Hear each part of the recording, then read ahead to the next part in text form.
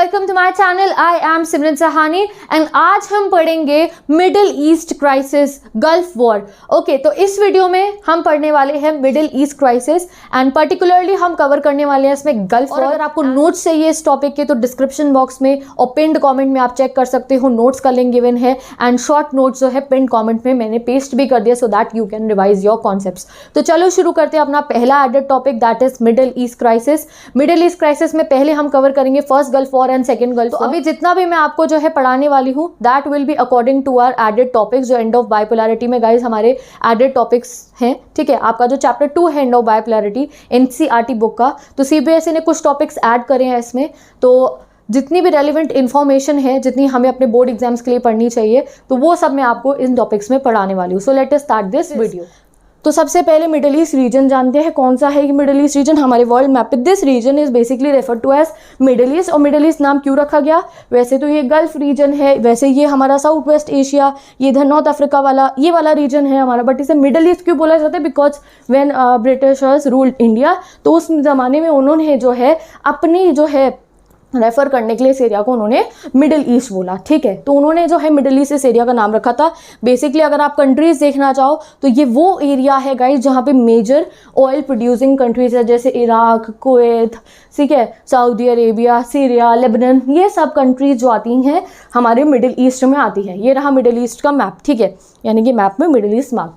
तो ये middle east reason के क्राइसिस के बारे में पढ़ना है, जैसे यहाँ क्या क्या कॉन्फ्लिक्ट्स हुए उनके बारे में हमें पढ़ना है। तो पहला हमें पढ़ना है गल्फ वॉर। ठीक है, और गल्फ वॉर से आप अमेरिका की मिलिट्री की इन्फ्लुएंस समझ जाओगे इन द यूनिपोलर वर्ल्ड। ठीक है, जैसे हम यूनिपोलैरिटी में एंटर हुए तो भैया अमेरिका की मिलिट्री का जो डोमिनेंस है वो हमें दिखाई दिया। ठीक है, एंड देन गल्फ वॉर के बाद हमें पढ़ना है अफगानिस्तान वॉर। अफगानिस्तान वॉर एक एडेड टॉपिक है, गल्फ वॉर भी एडेड टॉपिक है। तो चलो पढ़ते हैं अब हम क्या हमारा टॉपिक मिडिल ईस्ट क्राइसिस। तो मिडिल ईस्ट जगह पहचान गए कौन सी है, और ये देख सकते हो आप, ये पूरा का पूरा एक टेबल फॉर्म में क्रिएटेड है कि जो जो हमें यहाँ पे पढ़ना है। ठीक है, तो पहले समझते हैं फिर टेबल दिखाऊंगी। So now let us start with the first gulf war. First gulf war किन कंट्रीज से स्टार्ट हुआ था, व्हाट हैपेंड? तो देखो, ये देखो आप, these are the two major oil producing countries, one is Iraq and the second one is Kuwait. ठीक है, इराक क्या करता है, ये इराक भी ऑयल प्रोड्यूसिंग है, कुवैत भी ऑयल प्रोड्यूसिंग है। इराक हमला कर देता है किस पे? कुवैत पे।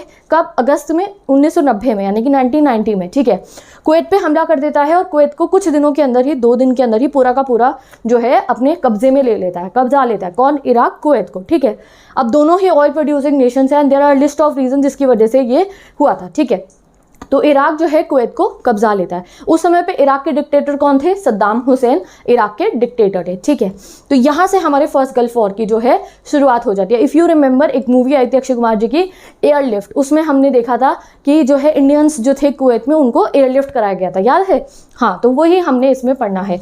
तो ये कुवैत को जो है कब्जा लेता है Iraq. But guys now we are living in a free world. Unipolarity जो था चलो स्टार्ट हो गया था, बट हम एक फ्री वर्ल्ड में ले रहे थे। हम ऑलरेडी 2 वॉर्स देख चुके थे। ठीक है, 2 वर्ल्ड वॉर्स हम देख चुके थे और हमारे पास यूएन है। ठीक है, यूनाइटेड नेशन, जो अगर वर्ल्ड में कभी ऐसा कुछ होता है तो यूएन जो है अपनी तरफ से बहुत डिप्लोमेटिक कोशिशें करते हैं कि वर्ल्ड में ऐसा माहौल नहीं बनना चाहिए कि एक कंट्री दूसरे कंट्री को कब्जा रही है, या if there is a war between countries, तो यूएन कोशिश करता है कि वो जो मामला चल रहा है उसको सेटल कर पाए। ठीक है, तो जब इराक कुवैत को जो है कब्जा लेता है तो यूएन हो गया, साथ ही के साथ यूएसए भी, क्योंकि वी वर लिविंग, आप कह सकते हो यूएसए की डोमिनेंस तो हो ही रही थी, तो यूएसए भी और जो है यूनाइटेड नेशंस भी, यूएन, दोनों ही जो है, जो इराक के जो डिक्टेटर थे सद्दाम हुसैन, उनको डिप्लोमेटिकली काफ़ी ज़्यादा जो है कन्विंस करा जाता है कि आप जो है कुवैत को ऐसे कब्जाइए मत, आप कुवैत से अपनी आर्मी हटा लीजिए। बट जो है ही रिफ्यूज्ड, वो नहीं हटाते इराकी आर्मी को। तो फिर यूएन जो है एक मैंडेट निकालती है, यूएन एक ऑर्डर देती है कि अब जो है कुवैत को बचाया जाएगा, कुवैत को लिबरेट कराया जाएगा बाय फोर्स। ठीक है, फिर क्या हुआ, यूएसए का और भी बहुत सारी कंट्रीज ने अपने अपने सोल्जर्स भेजे, अपने अपने ट्रूप्स भेजे कुवैत में, एक पूरा अलायंस बना। वो ट्रूप्स गए कुवैत में, कुवैत के अंदर जो अलायंस गया था उसके और इराकी आर्मी के बीच में जो फाइट हुई उसे कहते हैं फर्स्ट गल्फ वॉर। अब ये जो वॉर था इसके 2 मिशंस के अंडर में हुआ था। जैसे भी कोई वॉर्स होते हैं ना, उनको मिशंस के अंडर में कंडक्ट करा जाता है। ठीक है, तो ये पढ़ते हैं कौन कौन से मिशन के अंडर में फर्स्ट गल्फ वॉर जो है वो हुआ था। ठीक है, तो वैसे आपको पूरा मैंने फर्स्ट गल्फ वॉर समझा दिया। इराक ने कुवैत पे हमला करा, कुवैत को कब्जा लिया। यूएन ने यूएसए ने कहा कि इराकी आर्मी फोर्सेस हटाएं, वो जब वो नहीं हटाते तो यूएन मैंडेट जारी करता है कि अब एक कोलिशन फोर्स बनेगी, जो कंट्रीज जो है साथ देना चाहती हैं उन्होंने अपने अपने ट्रूप्स भेजे और फिर वो सोल्जर्स जो अलग अलग कंट्रीज़ के थ्रू गए थे, यूएसए भी था उनमें से, there were many other countries, एक कोलिशन फोर्स बनी, वो सब कुवैत में गए, कुवैत की हेल्प की गई, कुवैत के अंदर जो है फोर्सेस ने और इराकी आर्मी ने लड़ाई लड़ी और उसका रिजल्ट क्या हुआ, उसका रिजल्ट ये हुआ कि जो है कुवैत को लिबरेट करा लिया गया और ये था हमारा फर्स्ट गल्फ वॉर। ठीक है, तो ये आपने फर्स्ट गल्फ वॉर समझ लिया है। तो अब इसको जरा एक बार जो आपको जो है रिटन मटीरियल से आप समझ सकते हो, यहाँ लिखा है Iraqi military invaded neighbouring state of Kuwait on 2 August 1990 and fully occupied the country within 2 days. 2 days में ऑक्यूपाई कर लिया। इसके रिस्पॉन्स में यूएस और यूएन सिक्योरिटी काउंसिल या यूनाइटेड नेशंस ने डिमांड करा इराक डिक्टेटर को कि आप लिबरेट कर दीजिए, विदड्रॉ करीजिए इराकी ट्रूप्स फ्रॉम कुवैत। वो मना करते हैं तो फिर 2 ऑपरेशंस लॉन्च करे जाते हैं, टू सेव आप कह सकते हो Kuwait, to protect Kuwait, to liberate Kuwait. तो वो देखते हैं अब हम। तो 2 जो है ऑपरेशंस लॉन्च करे जाते हैं। First operation is the operation desert shield. ठीक है, अब ये जो ऑपरेशन है इसके बारे में हमारी एनसीईआरटी बुक में मेंशन, अब ये जो गाइस मैं आपको पढ़ा रही हूँ ना, ये जो फर्स्ट गल्फ वॉर है, ये फर्स्ट गल्फ वॉर जो यूएस हेजिमोनी वाला चैप्टर है ना, चैप्टर थी आपकी बुक में, उसमें इसकी इन्फॉर्मेशन दी गई है। ठीक है, बहुत डिटेल में नहीं दी गई बट शॉर्ट में दी गई है। यूएस हेजिमोनी वाले चैप्टर में first gulf war, second gulf war, Afghanistan war की इन्फॉर्मेशन हमें दी गई है, तो वहाँ से भी हम सारा ये कवर कर रहे हैं।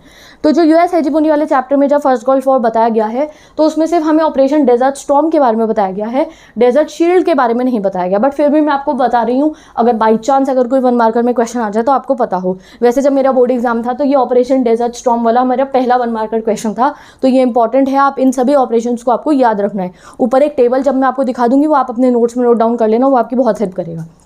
तो भैया फर्स्ट गल्फ वॉर शुरू होता है, इराक की आर्मी से लड़ने के लिए जो है अब क्या होना था, एक ट्रूप्स जाने थे कहाँ पे, कुवैत में, उनको लिबरेट कराने के लिए। तो वो सब कैसे हुआ, वो 1-2 ऑपरेशंस के अंडर में हुआ। तो जैसे ही जो आप यहाँ देखो सबसे पहले लॉन्च होता है ऑपरेशन डेजर्ट शील्ड, कब, अगस्त 1990 में ही हो जाता है। अगस्त में ही इराक ने कुवैत को जो है कब्जा लिया था। तो अगस्त 1990 में 5 days after Iraq invaded Kuwait, ठीक है, 5 दिन के करीब जब इराक ने कुवैत को जो है कब्जा लिया था, तो ये ऑपरेशन डेजर्ट शील्ड लॉन्च होता है। कौन लॉन्च करता है ये सब, तो प्रेसिडेंट बुश जो थे, कहाँ के, अमेरिका के, ही कमेंस दिस ऑपरेशन, उन्होंने स्टार्ट करा इस ऑपरेशन को। ऑपरेशन का नाम क्या था, ऑपरेशन डेजर्ट शील्ड। ठीक है, अब इस ऑपरेशन में क्या हुआ, यूनाइटेड नेशंस ने जो मैंडेट जारी करा था ना, उसी के बारे में हम पढ़ेंगे।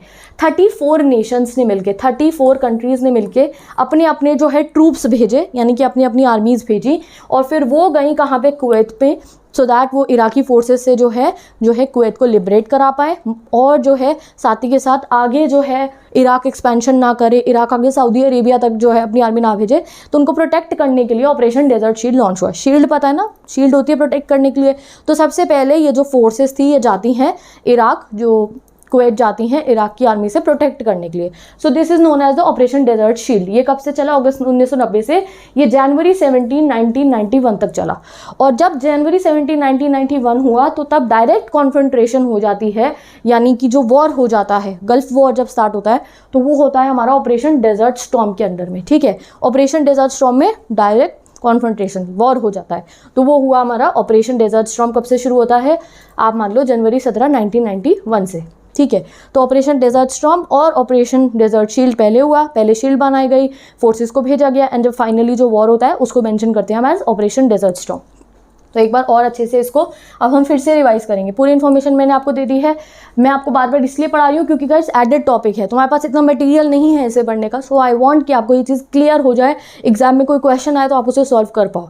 तो अब दोबारा पढ़ते हैं सब कुछ। ये यूएस हेजिमोनी वाला जो चैप्टर है, अगर उसमें से आप एनसीईआरटी को रीड करोगे, ये सब वहाँ पे गिवन है। ठीक है, तो यूएस हेजिमोनी में हमें कैसे समझाया इसको, यूएस हेजिमोनी में सिर्फ ऑपरेशन डेजर्ट स्टॉर्म के बारे में बताया है, और ऑपरेशन डेजर्ट स्टॉर्म को ही फर्स्ट गल्फ वॉर बोला जाता है। ठीक है, इसकी अंडर में ही फर्स्ट गल्फ वॉर कंडक्ट हुआ था। तो ये दोबारा यही लिखा है, 1990 में इराक इन्वेडेड, यानी कि इराक ने इन्वेड जो है हमला करा कुवैत पे और उसे ऑक्यूपाई कर लिया, एनेक्स यानी कि उसे अपने कब्जे में ले लिया।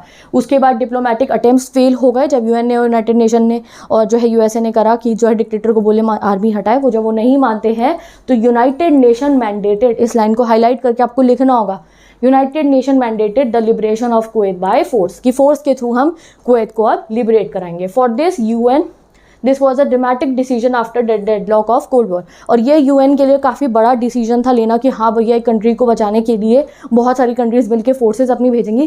This was a very dramatic decision क्योंकि इतने समय से तो कोल्ड वॉर का ही डेडलॉक चल रहा था, ठीक है। 2 वर्ल्ड वॉर्स हम देख चुके थे, तो we didn't want a situation like this, but ये ड्रामेटिक सिचुएशन थी, तो इस पर यूएन ने काफ़ी समय बाद एक ऐसा डिसीजन लिया था, ठीक है। फाइनली एक मासिव कोलिशन फोर्स बनती है, देखो ये गिवन है, एक मासिव कोलिशन फोर्स बनती है जिसमें 6,60,000 ट्रूप्स जो हैं वो जाते हैं। 34 कंट्रीज़ का एक पूरा का पूरा कोलिशन बनता है, ठीक है।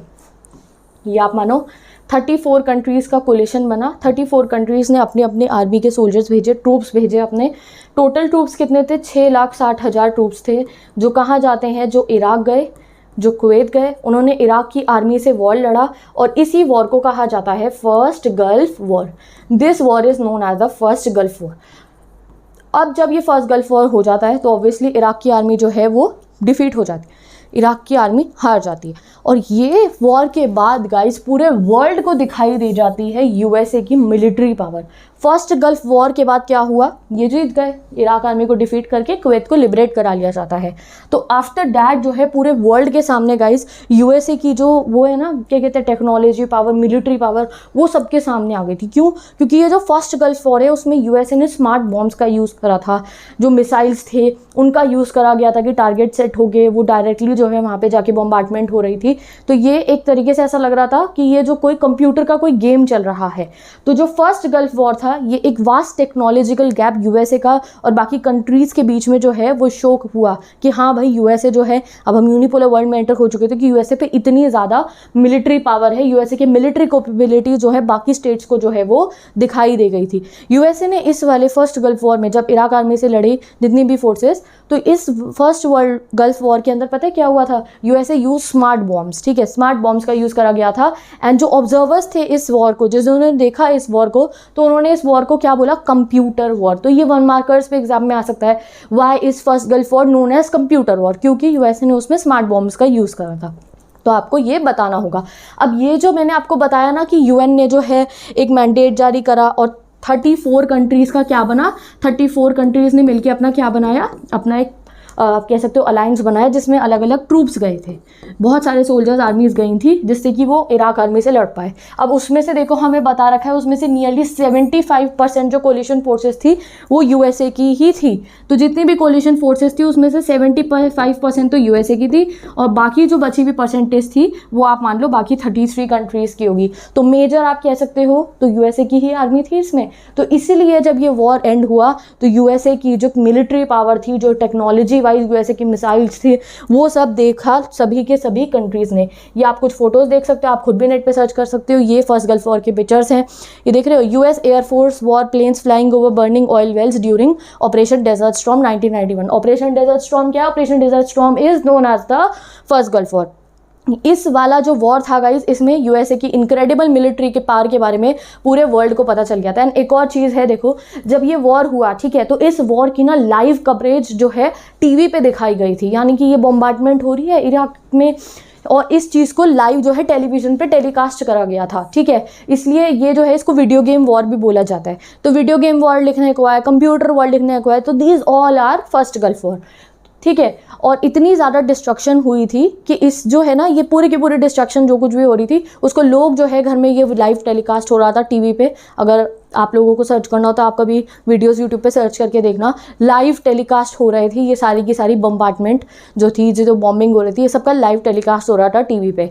तो इस चीज़ को क्या बोला गया, दैट ऐसा भी हुआ था कि इतने ज़्यादा जो है लोगों के यहाँ पे जो है टेलीकास्ट हो रहा था कि लोग जो है डिस्ट्रक्शन को अपने घर के लिविंग रूम्स में बैठ के एंजॉय कर रहे थे। लोग अपने घर के ड्राइंग रूम में बैठ के जो है वॉर की फुटेजेस जो थे वो देख रहे थे। और ये भी कहा जाता है कि जो है ये आप इस वाली लाइन से पढ़ सकते हो कि यूएसए का जो फर्स्ट गल्फ वॉर में जितना खर्चा हुआ था उससे ज़्यादा प्रॉफिट यूएसए ने कैसे कमा लिया था, जब उन्होंने जापान में, सऊदी अरेबिया में और जर्मनी में जो है ना ये सब अपनी लाइव कवरेज चलाई थी जो है फर्स्ट गल्फ वॉर की। जैसे जैसे बम्बार्डमेंट हुआ तो वो जो टीवी पे जो चले जो सारी की सारी फुटेजेस, उससे ज़्यादा प्रॉफिट कमा लिया था यूएसए ने जितना यूएसए ने खर्चा करा था। ऐसा हमारी एनसीईआरटी में बताया गया है, आप यहाँ देख सकते हो, ठीक है। तो ये हो गया गाइस हमारा क्या, हमारा फर्स्ट गल्फ वॉर। तो फर्स्ट गल्फ वॉर आपको आई थिंक सो पूरा समझ में आ गया होगा। एक बार फर्स्ट गल्फ वॉर का अब आप ये वाला टेबल देख लो, ठीक है। फर्स्ट गल्फ वॉर क्या हुआ, ये हुआ first gulf war, military operation consisting of 34 coalition forces to expel occupying Iraqi forces from Kuwait. ठीक है, कब से कब तक चला ये, 1990 से 1991 तक। एंड कौन थे इसको लीड करने वाले, जॉर्ज डब्ल्यू बुश सीनियर थे इसको लीड करने वाले। ठीक है, अब चलते हैं हम अपने सेकेंड गल्फ वॉर पे। अब सेकेंड गल्फ वॉर में देखो क्या होता है। ओके, तो अब अच्छे से पढ़ते हैं हम अपना second gulf war. Second gulf war के बारे में आप हेजीमोनी वाले चैप्टर में से आराम से पढ़ सकते हो, पूरा उसमें गिवन है हमारे को। तो क्या होता है, 19 मार्च को 2003 को USA launch its invasion of Iraq under the code name operation Iraqi freedom. ठीक है, ये ऑपरेशन इराकी फ्रीडम ही सेकेंड गल्फ वॉर है। ऑपरेशन डेजर्ट स्टॉर्म था first gulf war, operation Iraqi freedom क्या है, सेकेंड गल्फ वॉर।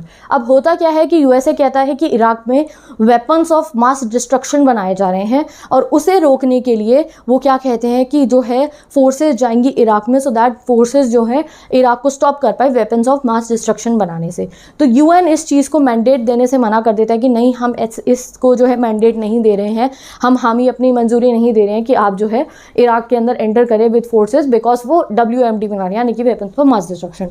तो यूएसए क्या करता है, यूएसए बनाता है कोलिशन ऑफ विलिंग, यानी कि जो कंट्रीज खुद से चाहती हैं without the order of the UN, जो कंट्रीज खुद से चाहती हैं कि हाँ वो जाएं एक कोलिशन बना के in Iraq so that they can stop the production of the WMD weapons of mass destruction, तो वो आ जाए।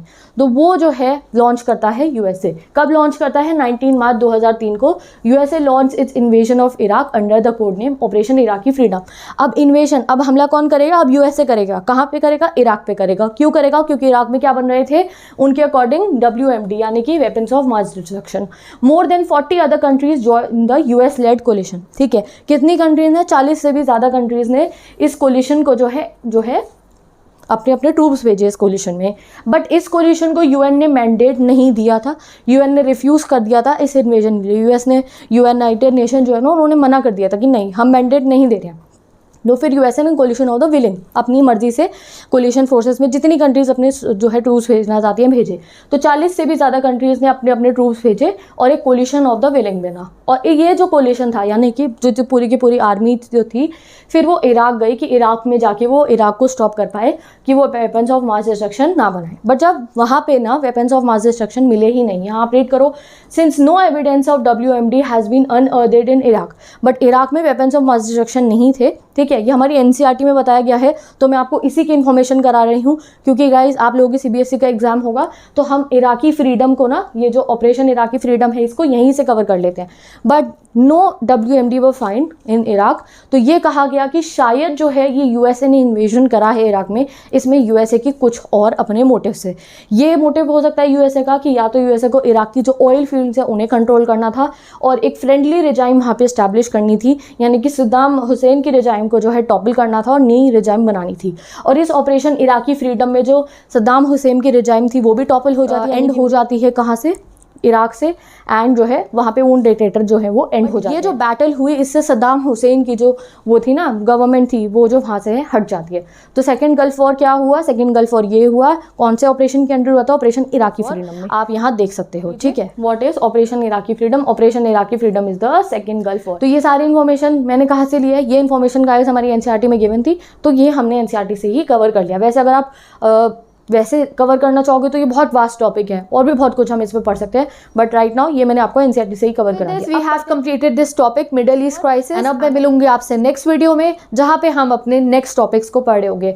बाकी टॉपिक्स अगर आपको पढ़ने हैं तो उसके लिए आप डिस्क्रिप्शन बॉक्स चेक कर सकते हो, प्लेलिस्ट गिवन है क्लास 12 पॉलिटिकल साइंस की एंड ऑल द टॉपिक्स की भी जो आपके एग्जाम के लिए जो है इन चैप्टर्स में ऐड हुए हैं। एंड ऑफ बाइपोलैरिटी में गाइस जितने भी टॉपिक ऐड हुए हैं, चाहे वो अरब स्प्रिंग हो, चाहे वो मिडिल ईस्ट क्राइसिस हो, अफगानिस्तान वॉर हो, डेमोक्रेटाइजेशन हो या CIS हो, सभी का लिंक डिस्क्रिप्शन बॉक्स में गिवन है। गो एंड स्टडी, और मैं मिलती हूँ आपसे नेक्स्ट वीडियो।